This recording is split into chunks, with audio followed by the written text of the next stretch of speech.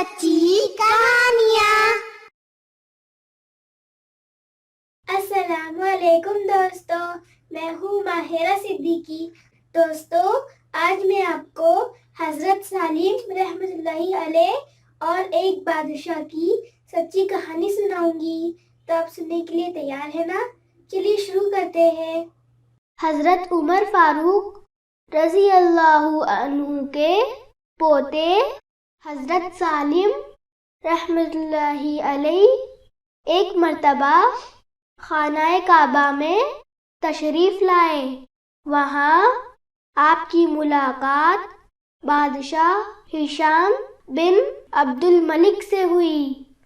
बादशाह ने सलाम के बाद अर्ज किया, हजरत कोई ज़रूरत हो तो हुक्म फरमाइए ताकि मैं आपकी खिदमत कर सकूं।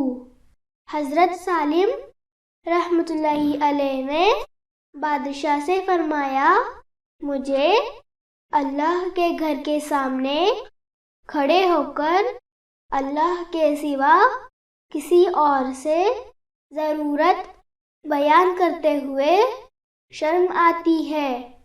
अल्लाह के अदब का तकाजा ये है कि यहाँ सिर्फ उसी के सामने हाथ फैलाया जाए। बादशाह लाजवाब होकर खामोश हो गया। इत्तेफाक से जब हज़रत सालिम रहमतुल्लाहि अलैह खाना काबा से बाहर निकले तो बादशाह भी उसी वक्त बाहर निकला।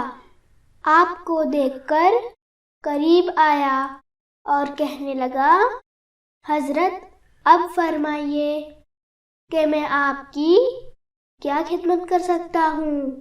हज़रत सालिम रहमतुल्लाहि अलैह ने बादशाह से फरमाया, बताओ मैं तुमसे क्या मांगू, दीन या दुनिया। बादशाह जानता था कि दीन के मैदान में तो आपका शुमार वक्त के बुजुर्ग तरीन लोगों में होता है।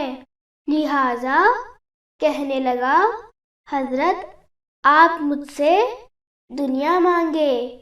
हजरत सालिम रहमतुल्लाहि अलैह ने फौरन जवाब दिया, दुनिया तो मैंने कभी अल्लाह से भी नहीं मांगी, भला तुमसे क्या मांगूंगा।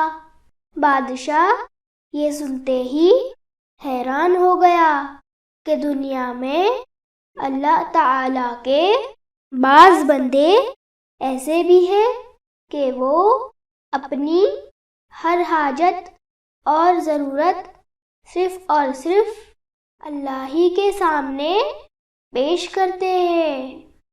हमें अपनी हर ज़रूरत सिर्फ अल्लाह ताला से ही मांगनी चाहिए।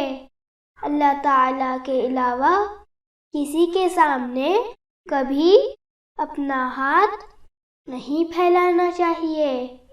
दोस्तों, आज की ये प्यारी सी स्टोरी आपको कैसी लगी, कमेंट करके आप हमें ज़रूर बताना।